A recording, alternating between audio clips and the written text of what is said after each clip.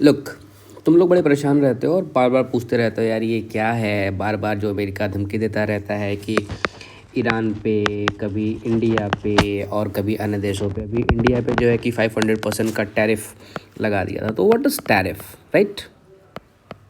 What is tariff? And here we are discussing about the sanctions.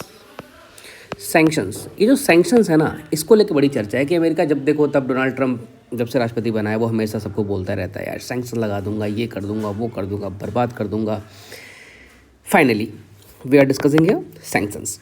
Sanctions क्या है? जब किसी देश पे अमेरिका ये धमकी देता है कि तुम पर मैं सैंक्शंस लगा दूंगा, तो इसका 3 अर्थ समान रूपों से निकल कर आता है। अब वो 3 अर्थ क्या क्या है? एक तो देखो ये है कि तुम्हारा बैंकिंग सिस्टम जो है बिल्कुल वो ख़राब हो जाएगा। दूसरा है कि तुम डॉलर में ट्रेड नहीं कर पाओगे। तीसरा है कि जो यूएस की कंपनियां हैं, बड़ी कंपनियां like Apple, like other things, जैसे उसमें तुम्हारे लड़ाकू विमान वगैरह भी हो सकते हैं, तो इन चीज़ों से तुम्हें वंचित कर दिया जाएगा अमेरिका के तौर से कि तुम इस पे काम नहीं कर सकते, तुम इस पे चीज़ें अपनी नहीं कर सकते, तुम इनको खरीद नहीं सकते, तुम इनको कुछ बेच नहीं सकते, राइट? ठीक है। या अगर तुम अपने देश से कोई चीज़ अमेरिका में बेचना चाह रहे हो तो उस पर 500% या whatever the percent was there, वो टैरिफ लगा दिया जाएगा। इसका क्या मतलब है कि अगर मान लो कि तुम यहाँ से कोई एक पेन बना के अमेरिका में बेचना चाहते हो, ठीक है, जो कि 10 रुपये उसका कॉस्ट पड़ता है। अब अमेरिका इस पे 100% टैक्स लगा दे।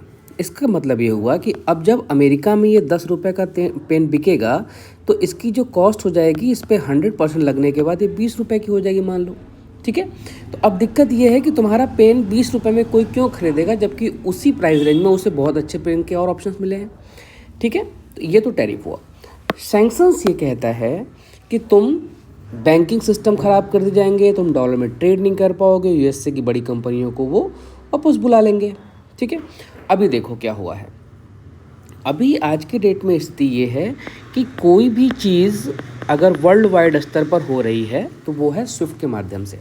स्विफ्ट के माध्यम से क्या हो रहा है कि तुम अगर किसी देश के साथ कोई व्यापार करना चाह रहे हो तो उसको पैसा भेजो या अपना सामान भेजो, या यहाँ से कोई देश तुमको अपना कोई चीज़ भेजना चाहता है, that is all given through by SWIFT. SWIFT is an economic financial system जहाँ से कि तुम अपने पैसों को भेज सकते हो, अपने पैसों को वापस ले सकते हो। जैसे अगर हम नॉर्मल बैंकिंग में बात कर रहे हो, अपने डोमेस्टिक रेगुलर बैंकिंग में हो, तो हम बोलते हैं ना कि यार फ़ोन पे कर दो, गूगल पे कर दो, ठीक है, ट्रांसफ़र कर दो। तो इसी प्रकार जब हम वैश्विक संदर्भ में बात कर रहे होते हैं तो कोई भी व्यापार स्विफ्ट के माध्यम से होता है।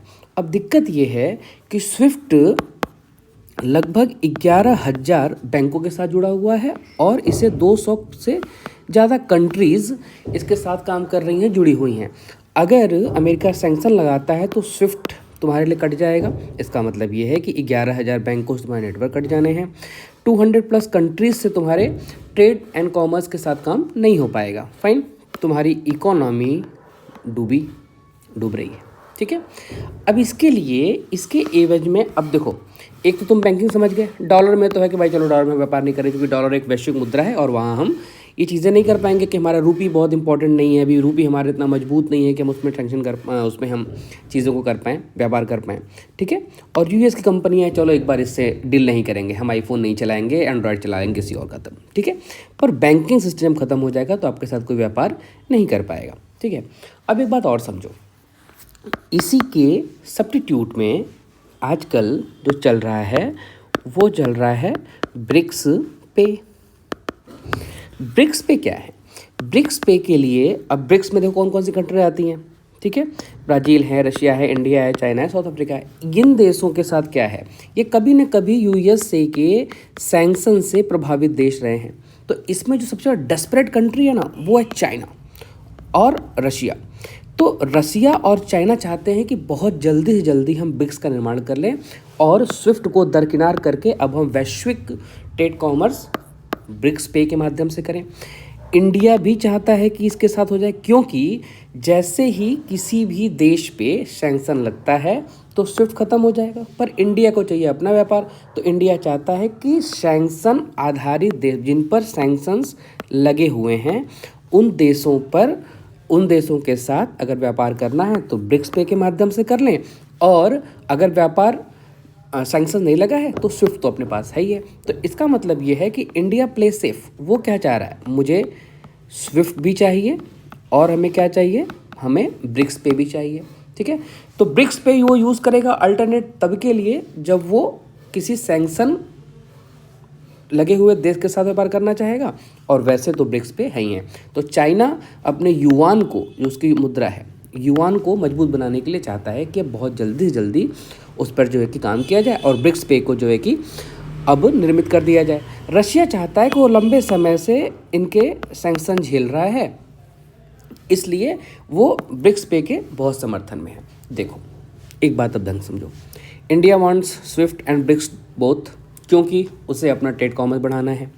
अभी दावोस जब सम्मेलन हुआ था तो दावोस में हमारे रेल मिनिस्टर ने ये कह दिया है कि आगे चलकर हम 18 महीने के भीतर, ये आज की न्यूज़ है, 18 महीने के भीतर हम अपना मोबाइल ब्रांड लॉन्च करने वाले हैं। तो आप ये मान के चलेगा कि बहुत जल्दी गुड न्यूज़ भी आने वाली है। उम्मीद कर रहा हूँ आपको ब्रिक्स पे, स्विफ्ट और सैंक्शन समझ में आया होगा। आप अगर किसी और ऐसे समसामयिक मुद्दों पे अपने वीडियोस, अपनी जानकारी बढ़ाना चाहते हैं तो आप मुझे कमेंट में लिख सकते हैं। धन्यवाद।